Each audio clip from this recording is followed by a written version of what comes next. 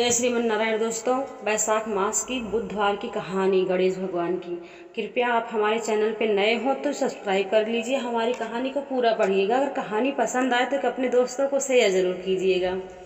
चलिए, तो हम आज आपको सुनाते हैं एक बहुत सुंदर कहानी गणेश भगवान की। दोस्तों, एक गांव में एक सेठ जी रहते थे। उनके घर में सेठ और सेठानी दोनों रहते थे। दोनों में बहुत प्रेम था। उनके जीवन में किसी प्रकार का कोई कष्ट नहीं था, बस उन्हें कोई संतान नहीं थी।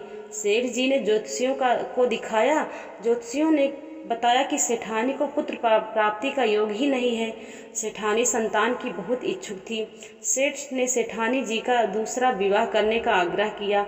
पहले तो सेठ जी नहीं माने, लेकिन सेठानी के बार बार आग्रह करने पर सेठ जी का विवाह सेठानी की छोटी बहन से करवा दिया गया।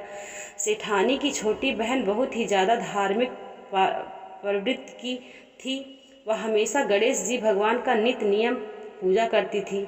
प्रतिदिन गणेश जी भगवान की पूजा पाठ करती, कहानी सुनती, कथा सुनती। गणेश जी भगवान की कृपा से थोड़े ही दिन बाद सेठ जी के यहाँ एक सुंदर स्वस्थ बालक ने जन्म लिया। बच्चे के जन्म से सेठ और उनकी दोनों पत्नियां बहुत खुश हुई। सबके दिन बड़े आराम से बीत रहे थे, लेकिन कुछ दिनों बाद सेठानी के मन में कुविचार ने जन्म ले लिया। बड़ी सेठानी सोचने लगी कि मेरा तो इस घर में अब कुछ भी नहीं है, सब कुछ छोटी का हो गया है। मेरे पति पर भी अब उसका ही अधिकार हो गया है, संतान भी उसी का है। यह कुविचार उसके मन ही मन को खाए जा रहा था। इधर छोटी का बालक धीरे धीरे बड़ा हो रहा था। अब तो बड़ी सेठानी के मन का विचार एक विशाल वृक्ष के रूप में जन्म ले लिया। अतः एक दिन उसने छोटी के पुत्र को रात को सोते समय मार डाला।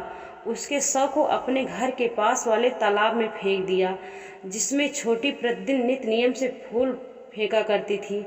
सुबह होते ही सबको इस बात का पता लग गया। पूरे घर में कोहराम मच गया। सेठ सिर पीट पीट कर रोने लगा, लेकिन छोटी सेठानी प्रतिदिन की तरह गणेश जी भगवान का नित्य नियम की सी आराधना में लीन थी, जैसे कि कुछ उसे पता ही नहीं हो। कथा कहानी समाप्त करने के बाद वह फूल को समेटकर तालाब में फेंकने गई से लौटने लगी। उसी समय उसका पुत्र तालाब के भीतर से निकला आता हुआ दिखाई पड़ा, जैसे कि कहीं आसपास से ही घूमकर आ रहा हो। उसी समय गणेश जी भगवान प्रकट होकर छोटी सेठानी से वर मांगने को कहने लगे और बड़ी सेठानी के करतूतों से उसके शरीर में कीड़ों का वास कर दिया, जिससे बड़ी सेठानी को असहनीय कष्ट होने लगा। उसके शरीर में कीड़े पड़ गए। छोटी सेठानी ने हाथ जोड़कर कहा कि हे गणेश जी महाराज, यदि मैंने आपसे सच्चे मन से भक्ति आराधना की है तो आप मुझे वरदान ही देना चाहते हैं, तो आप मेरी उस अभागन बहन को क्षमा कर दीजिए, इसके शरीर को कष्ट से मुक्त कर दीजिए। उसने बहुत बड़ा पाप किया है, किंतु आपकी दया में मेरा पुत्र मुझे वापस मिल गया। अब आप उसे कष्टों से मुक्त कर दीजिए। तब गणेश जी महाराज ने बड़ी सेठानी को कष्ट से मुक्त कर दिया और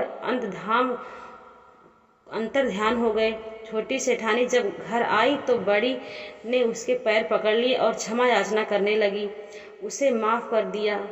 छोटी ने उसे माफ़ कर दिया। अब सब मिलकर गणेश जी भगवान का नित्य नियम से पूजा करने लगे, जिससे उनके घर में अन्न के भंडार भर गए। उनका शारीरिक कष्ट समाप्त हो गया। विघ्न हरने वाले गणेश जी महाराज, आप ऐसे ही सब भक्तों को कष्टों को सदा हरते रहना, सब पर अपनी कृपा बनाए रखना।